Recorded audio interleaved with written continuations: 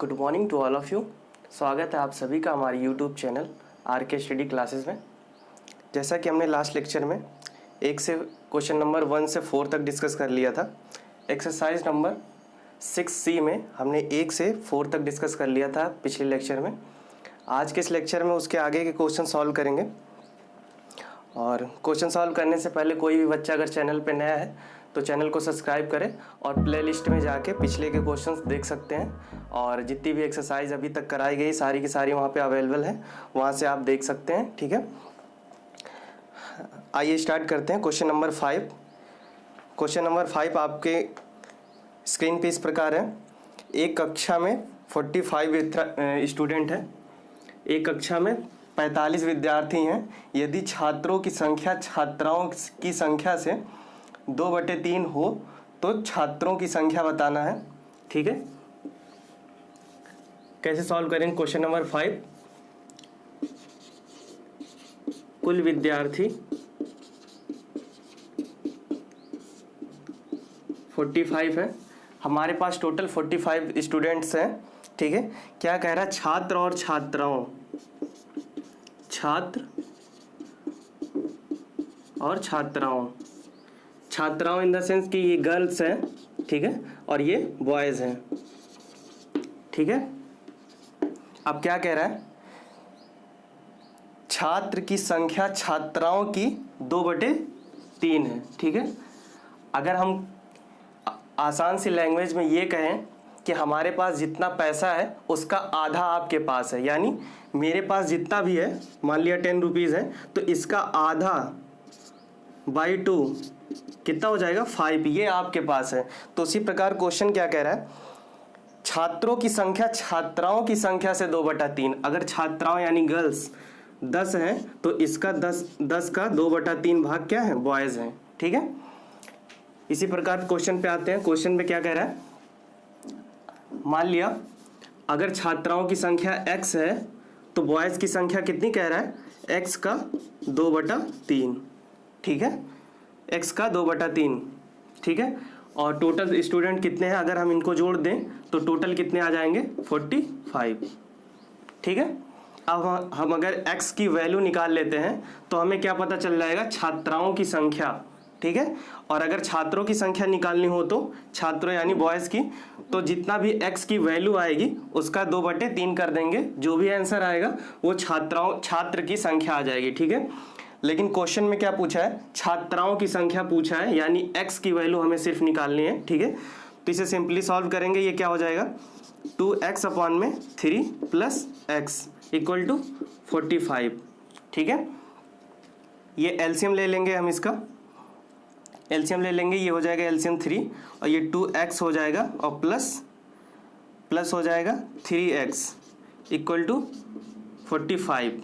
ठीक है, अब ये क्रॉस मल्टीप्लाई हो जाएगा इस तरीके से, तो ये कितना हो जाएगा?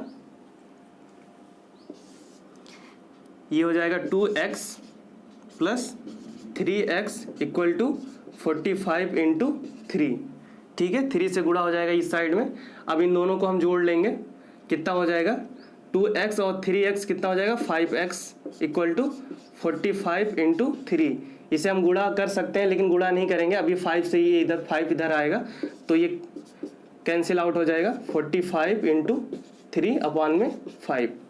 ठीक है, अब 5 से इसको कैंसिल आउट करेंगे, ये हो जाएगा 9 × 3 18। x की वैल्यू हमें क्या प्राप्त हो जाती है? यहाँ से x की वैल्यू 18 प्राप्त होती है। यानी हम क्या कह सकते हैं? हम कह सकते हैं x की वैल्यू छात्राओं की संख्या जो है 18 आ चुकी है। ठीक है, 18 आ गई है, तो यानी छात्राओं की संख्या 18 है और छात्रों की संख्या, ये मल्टीप्लाई करेंगे 27 आएगा ये। ठीक है, 27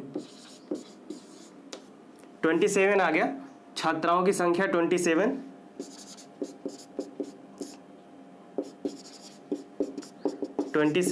और छात्रों की संख्या 27 × 2/3।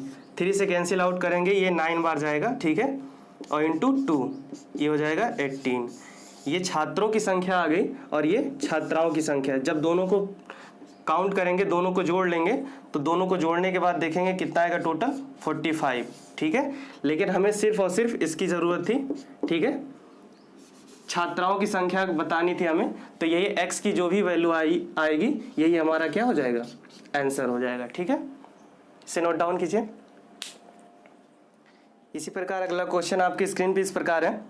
क्वेश्चन नंबर 6 क्या कह रहा है, एक संख्या के 1/3 भाग में से उसका 1/4 भाग घटाने पर शेषफल कितना आता है, 4 आता है। तो संख्या हमें बताना है।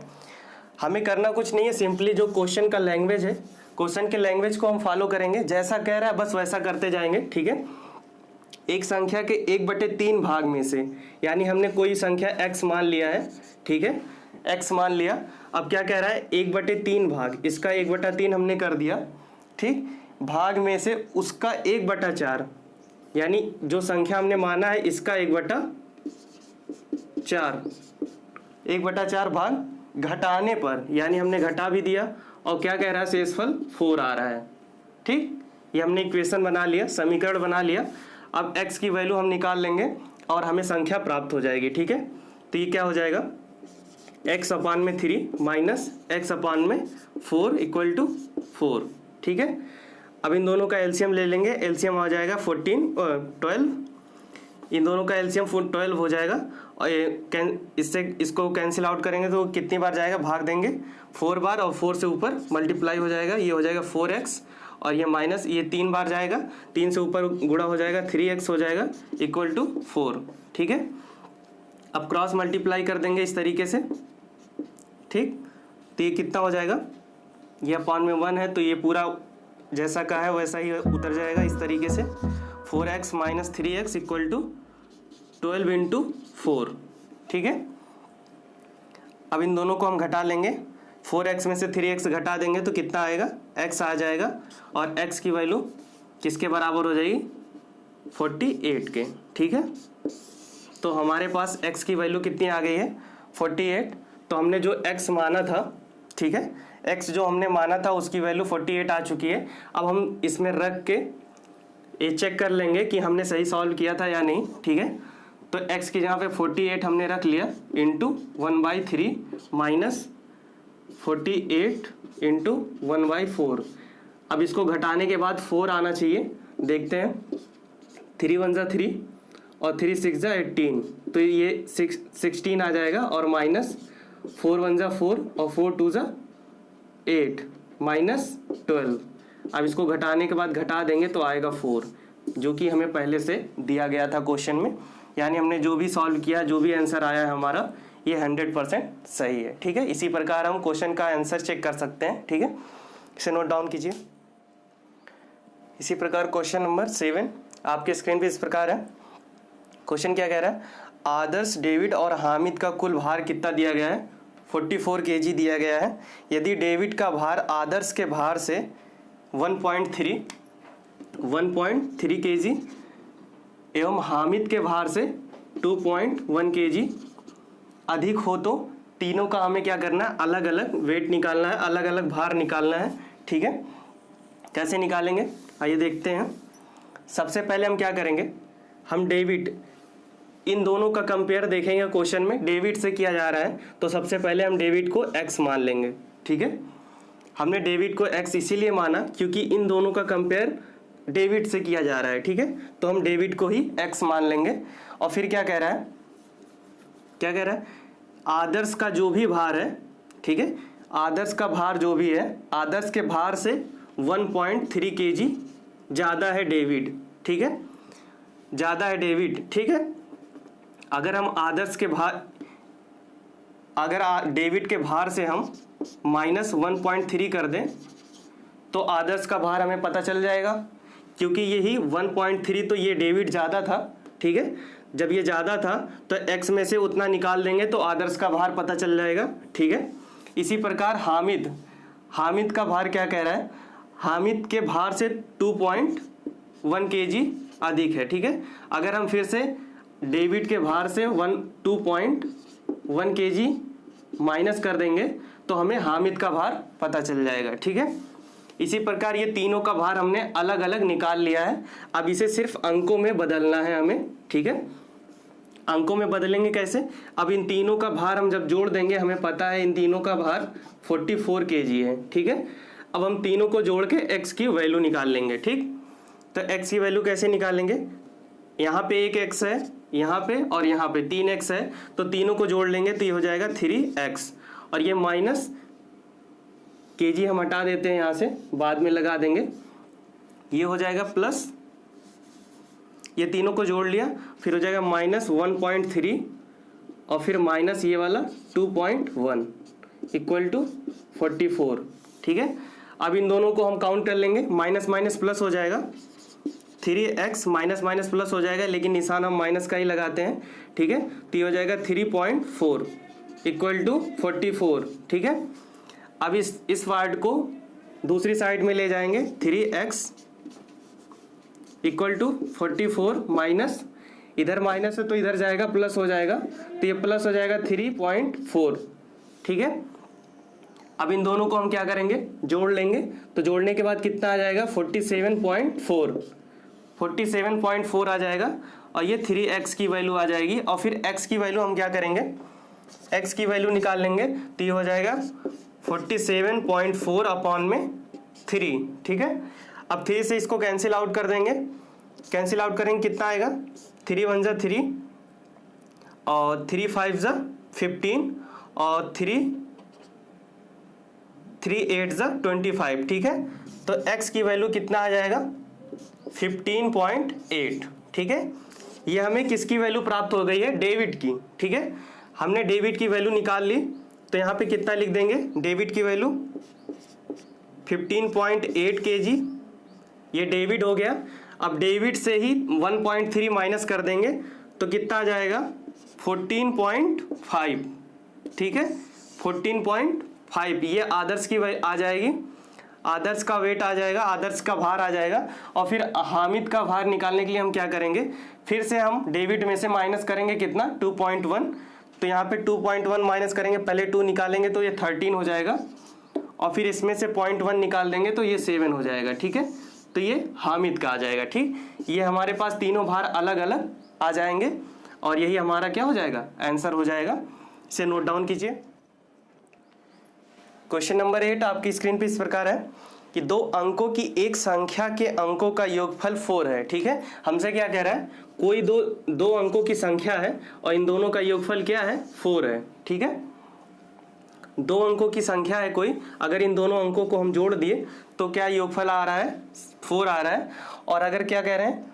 दोनों दहाई के अंक से इकाई का अंक घटा दें। ठीक है, दहाई के अंक से, दहाई का अंक मतलब ये वाला, ठीक है, इससे अगर ये वाला माइनस कर देते हैं इकाई का अंक, तो शेषफल कितना कह रहा है? शेषफल कितना कह रहा है? 2 आता है। ठीक है, ऐसी कौन सी संख्या हो सकती है? ठीक है, अब हम देखते हैं, अगर हम यहाँ पे 2 मान लेते हैं और यहाँ पे 2 मान लेते हैं, ठीक है, तो 2 जोड़ देंगे तो 4 हो जाएगा, लेकिन जब घटाने की बात आ जाएगी तो ये दोनों कैंसिल आउट होके कितना आ जाएगा? 0 आ जाएगा। और फिर सोचेंगे क्या पॉसिबिलिटी यहाँ पे आ सकती है? यहाँ आ सकता है 1 + 3 आ सकता है। ठीक है, 1 + 3 हो जाता है, यानी 13 को अगर हम इस तरीके से 1 + 3 करें तो ये भी 4 हो जाएगा। लेकिन कह रहा है दहाई के अंक से, यानी 1 से 3 को घटाने पे इस तरीके से, तो क्या कह रहा है? संख्या 2 प्राप्त होती, जबकि यहाँ पे अगर हम घटा देंगे तो ये -2 प्राप्त हो जाएगी। ठीक है, फिर से हम सोचेंगे, हमने अभी तक जो सोचा था वहाँ तक पहुँच चुके हैं, लेकिन यहाँ पे माइनस में आ रहा है, यानी हमने जो सोचा उसको उल्टा कर देंगे। तो हमने 13 सोचा था, लेकिन अब की बार क्या सोचेंगे? 31 सोच लेंगे। तो 31 को हम 3 + 1 करेंगे तो ये कितना आएगा? 4 आ जाएगा। ठीक है, लेकिन 3 - 1 करेंगे तो कितना आएगा? 2 आएगा। यानी हमने इस बार जो सोचा था वो 100% सही है। और क्वेश्चन भी यही कह रहा है, दो संख्याओं के 2 अंकों की संख्या को जोड़ने पे 4 आना चाहिए, और दहाई के अंक से इकाई का अंक घटाने पे 2 आना चाहिए। ठीक है, जबकि हमने सॉल्व किया, ये सेम आ चुका है, तो यही हमारा क्या हो जाएगा? आंसर हो जाएगा। ठीक है, इसे नोट डाउन कीजिए। आगे के क्वेश्चंस, क्वेश्चन 9, 10, 11 और 12, ये चारों क्वेश्चन अब हम अगली क्लास में अटेंड करेंगे। ठीक है, आज के लिए बस इतना ही। और जो भी बच्चा अगर चैनल पे नया अभी तक चैनल को सब्सक्राइब नहीं किया तो चैनल को सब्सक्राइब करें और वीडियो को लाइक करें। ठीक है, और अपने दोस्तों में वीडियो को शेयर करें जिससे वो भी आराम से घर बैठे अच्छे तरीके से पढ़ाई कर सकें। ठीक है, और मिलते हैं हम अगली क्लास में अगले क्वेश्चन के साथ। तब तक के लिए थैंक यू।